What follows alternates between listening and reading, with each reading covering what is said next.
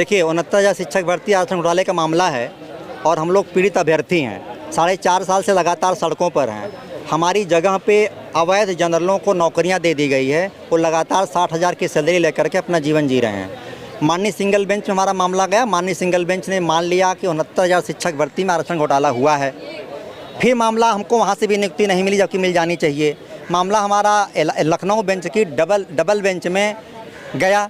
वहाँ पर माननीय डबल बेंच ने पाया कि 69,000 शिक्षक भर्ती में 1981 की जो बेसिक सेवा नियमावली है उसका पालन ही नहीं हुआ। वही नहीं, 1994 का जो आरक्षण अधिनियम है जिस आरक्षण के थ्रू हमारे लोग नौकरियों में जाते हैं, उनको बराबरी का अधिकार मिलता है, उसका भी पालन नहीं किया गया। इन दोनों चीज़ों का बिना पालन किए एक बढ़िया सी सूची बना दी गई जिसमें अवैध सवर्णों को रख दिया गया 4.5 साल पहले। डबल बेंच जब इसको ऑब्जर्व करती है, इतनी कमियां हैं इस लिस्ट में, तत्काल आदेश करती है कि इन दोनों नियमों का पालन करते हुए 1981 की बेसिक शिक्षा नियमावली, सेवा नियमावली, 1994 का आरक्षण अधिनियम, इन दोनों का पालन करते हुए आप फिर से पूरी 69,000 शिक्षक भर्ती की लिस्ट बनाइए और जिसकी जहां जगह है उसको वहाँ स्थापित कर दीजिए, नियुक्ति दे दीजिए।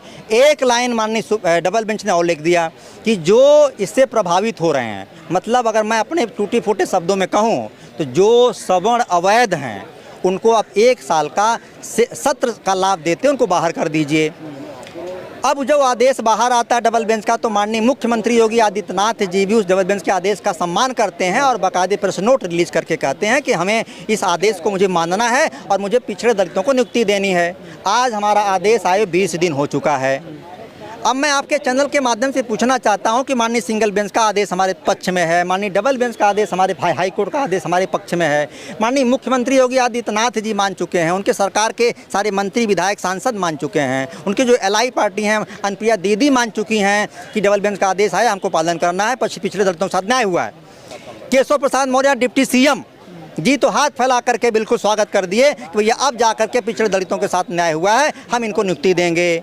तो अब आखिरकार जब माननीय योगी आदित्यनाथ जी ने आदेशित कर दिया बेसिक शिक्षा विभाग के अधिकारियों को, तो ये बेसिक शिक्षा विभाग के आला अधिकारी हमको नियुक्ति क्यों नहीं देना चाहते हैं? अब मैं अपना आदेश कहां से लाऊं? जब सरकार ने इस फैसले का स्वागत किया जी और कहा कि हम लोग जल्द नियुक्ति देंगे, उसके बाद ये मामला सुप्रीम कोर्ट पहुंच गया है जी। और अब आप लोग की क्या मांग है कि कैविएट दाखिल कीजिए सरकार की तरफ से? भैया देखिए, मामला जब हमको नियुक्ति आप नहीं दोगे, जिनको आप गलत तरीके से बैठाए हो, हमारी जगह पर 60,000 की सैलरी ले रहे हैं 4.5 साल से, तो अपनी नौकरियां बचाने के लिए सुप्रीम कोर्ट जाएंगे ना।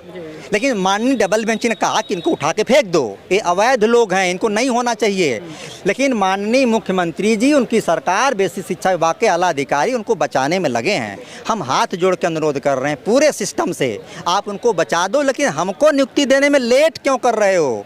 आपके पास पूरा सॉफ्टवेयर है, पूरा डिजिटल सिस्टम है, पूरा सब नेट है, पूरा सिस्टम है। आप चाहो तो 2 दिन में हमारी लिस्ट जारी करके हमको बेसिक शिक्षा विभाग के विद्यालयों में पहुंचा सकते हो। लेकिन आपको हमको नियुक्ति देने का मन इसलिए नहीं है, आप चाहते हो कि हमारा मामला फिर से माननीय सुप्रीम कोर्ट में जाकर के पेंडिंग हो जाए, हम 4 साल फिर पिछड़े दलित बिल्कुल रोना धोना शुरू कर दें, सड़कों पर घूमना शुरू कर दें। 20 साथी हमारे मर चुके हैं, कुछ आत्महत्या से मरे हैं, कुछ लगातार बिल्कुल मेंटली प्रेशर है मरे हैं। अजय कविर्ती की आज भी तबीयत खराब हो गई। वही कहना चाहता हूँ। आज माननीय केशव प्रसाद मौर्य जी के यहाँ हमारा आंदोलन था। हमारे बहुत सक्रिय साथी इरशाद भाई हैं जो मुस्लिम कम्युनिटी से आते हैं, उनको अचानक हार्ट अटैक आया गर्मी की वजह से, वो गिरे हैं, उनको उठा के लोग हॉस्पिटल ले गए, उनका रेफर हुआ है वो बंदा किसी कार्डियोलॉजिस्ट के यहाँ। कार्डियोलॉजिस्ट ने सलाह दे दिया कि इनका ऑपरेशन करना चाहिए।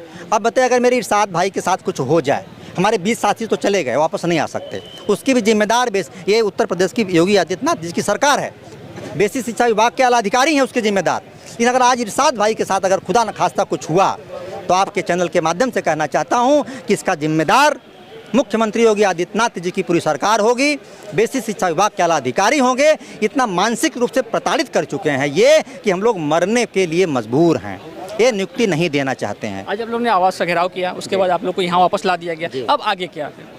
आगे हम लोग देखिए, बाबा साहब भीमराव अम्बेडकर के संविधान को मानने वाले लोग हैं, अम्बेडकर जी को मानने वाले लोग हैं, उनको पूजने वाले लोग हैं। हमारे पास जो संवैधानिक रास्ता है इस लोकतांत्रिक देश में, हमारे पास एक आंदोलन का, जब सरकारें या कोई अधिकारी नियम कानून से, नियम कायदा से बात नहीं सुनता है। तो लोगों को अधिकार है, संविधान से मिला हुआ है कि आंदोलन सड़कों पर उतर करके अपनी बात मुखरता से कहें। तो हम लोग कह रहे हैं। आज हम लोग माननीय डिप्टी सीएम केशव प्रसाद मौर्य जी के यहाँ गए थे, कल हम कहीं और जाएंगे, परसों हम कहीं और जाएंगे, नियुक्ति लेने तक जाएंगे। नियुक्ति नहीं मिलेगी, इसी लखनऊ की धरती पर तमाम मौतें होंगी, तमाम लोग अपनी जानें देंगे। इन जानों का कोई दोषी होगा तो यूपी की सरकार होगी, बेसिक शिक्षा विभाग के आला अधिकारी होंगे। जब तक नियुक्ति नहीं तब तक आप लोग का प्रदर्शन जारी? बिल्कुल। अब तो ज़िंदगी खराब हो गई है।